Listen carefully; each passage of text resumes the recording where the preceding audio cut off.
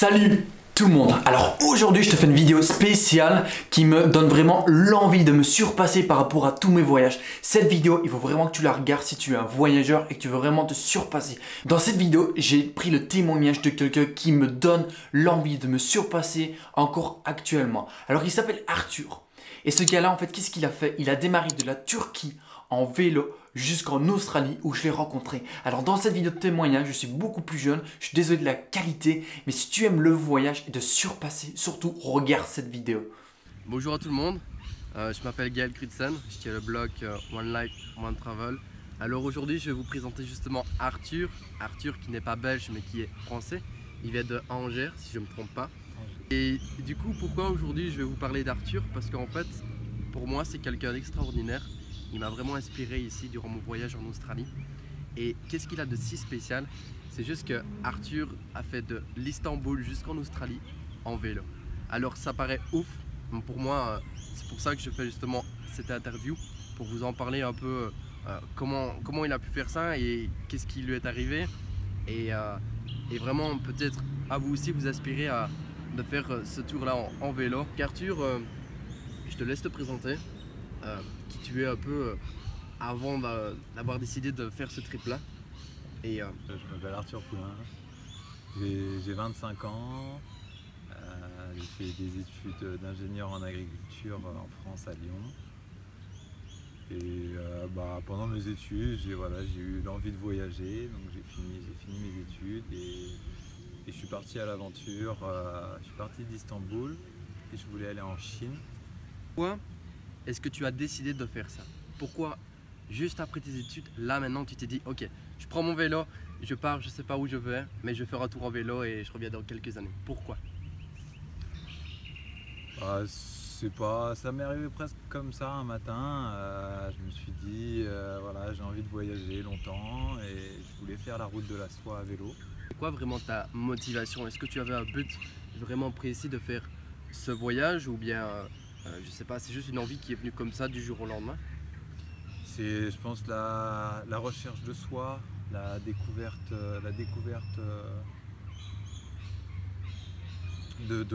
d'un sens à ma vie, de savoir ce que j'avais envie de faire plus tard. J'avais besoin d'un temps avec moi, pour moi. Ok. Je suppose que tu as découvert de nombreux pays, que tu as dû voir de merveilleuses choses. Et quel est le pays qui t'a vraiment le plus marqué à travers tout ce voyage?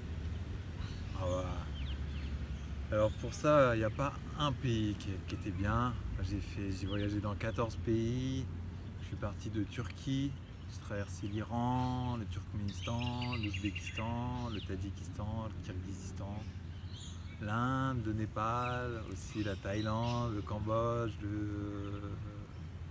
la Malaisie, le Laos, Singapour et l'Australie. Ça, c'est tous les pays que j'ai fait en vélo. Tous étaient différents. Je ne peux pas dire qu'il y avait un meilleur pays parce que en fonction aussi de mon attitude personnelle, de mon état après un an de voyage, j'ai pas ressenti la même chose dans les pays. Et c'était pas en fonction du pays, c'était en fonction de mon sentiment personnel.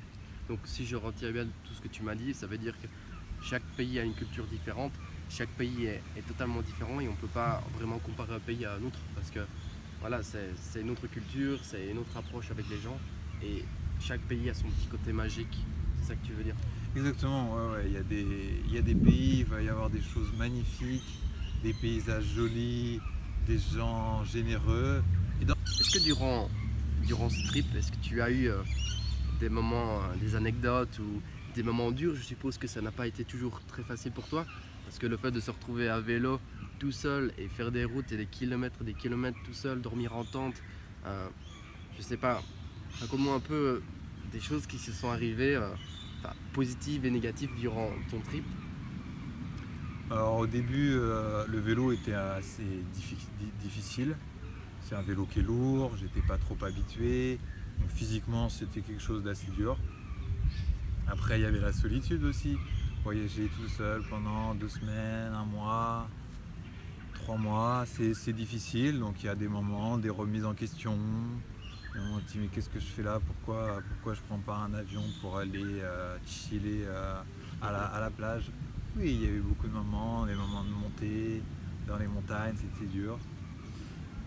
J'ai eu des moments difficiles en journée, au milieu de la journée, mais jamais au final le soir. Après ma journée de vélo, je suis souvent content parce que j'ai passé une bonne journée. J'ai rencontré quasiment tous les jours des gens qui m'ont souri, qui m'ont aidé à avancer. Ils m'ont pas aidé directement, mais ils m'ont donné de l'énergie. Après voilà, il fallait faire attention, je campais, je suis allé dans des endroits que je connaissais pas, avec une faune sauvage que je connaissais pas, des cultures que je connaissais pas. Donc j'ai dû m'adapter, faire attention à moi-même. Fallait que je revienne à l'essentiel, que je pense à l'eau. L'eau était ma première préoccupation. Après la nourriture. Voilà, c'est des choses, j'ai dû revenir à l'essentiel, faire face. Pas foncer tête baissée sur mon vélo, j'ai dû réfléchir, m'adapter, parler avec les gens. Parce que pour savoir où est l'eau dans un pays, il faut parler aux locaux, les gens qui connaissent la terre. Et je suppose que quand tu as vu certaines montées ou quoi, tu t'es dit waouh, je vais devoir faire tout ça en vélo. Est-ce que ça t'est arrivé à un moment de te dire voilà, non, maintenant je m'arrête, j'en ai marre de faire du vélo, je vais marcher à pied par exemple. Est-ce que durant ton parcours, tu as eu des vécus comme ça? Le premier jour, j'ai dû pousser mon vélo. C'était trop raide, je pense. Ou je sais pas trop. Mais ouais, je pense que c'était vraiment raide. J'ai dû pousser mon vélo, je me suis senti un peu bêta. Après, non, j'ai pris mon vélo à chaque fois. Pousser le vélo est beaucoup plus difficile que pédaler. Il y a eu des montées qui étaient vraiment longues. J'ai dû faire 10 heures de montée sans manger. Mais je savais grâce à internet notamment, voilà, on peut regarder l'altitude des sommets. On vit dans un monde où l'accès à la formation est facile, donc si tu sais qu'il y a des montagnes à un endroit, je regarde ma carte, j'ai toujours ma carte. Si je vois qu'il y a une montagne, j'essaie de regarder l'altitude et je me prépare à l'effort. Et par rapport à la nourriture et justement l'eau comme tu le disais, je suppose que dans ton vélo, tu as des parties où tu avais plusieurs bouteilles d'eau pour t'alimenter, justement. Et pour la nourriture, est-ce que justement, tu avais des plats spécifiques que tu programmais pour la semaine? Voilà, je me dis que je pars 5 jours dans les montagnes, par exemple, et je programme 5 jours de bouffe pour mon parcours. Est-ce que tu prévoyais des choses comme ça ou bien tu vivais le jour au jour? Non, ouais, bah il y a différentes étapes dans mon voyage. Il y a des étapes où il y a des gens partout, notamment en Asie du Sud-Est. Il y a des gens partout, il y a de la nourriture partout.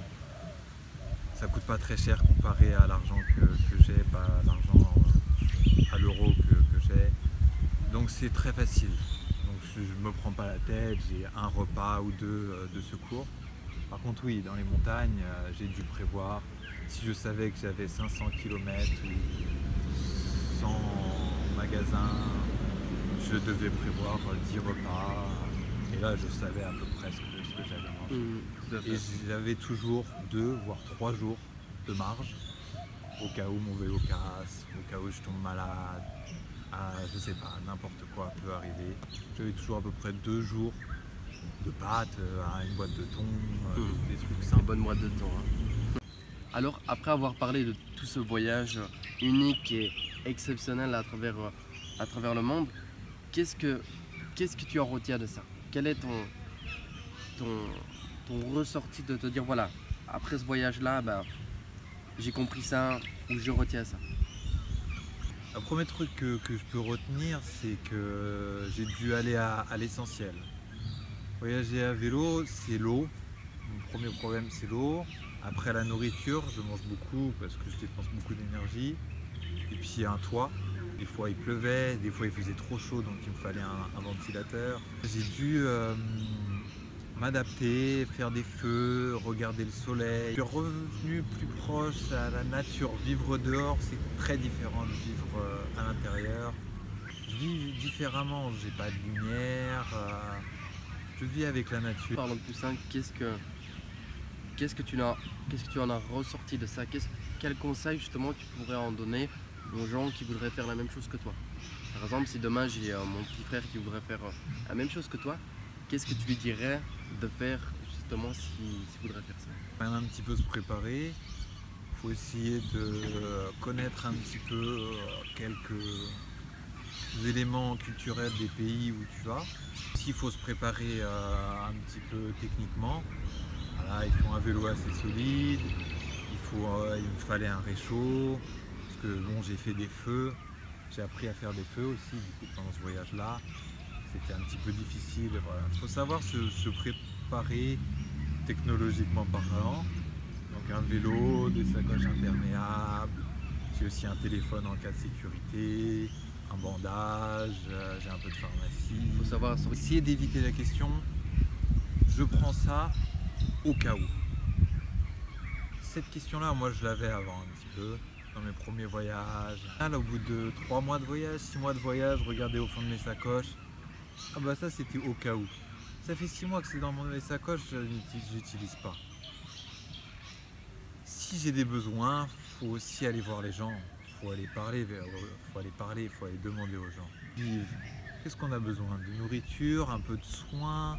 Des fois, on n'a pas besoin de grand-chose. Et des vêtements, oui, mais au pire, tu peux racheter un vêtement au marché du coin.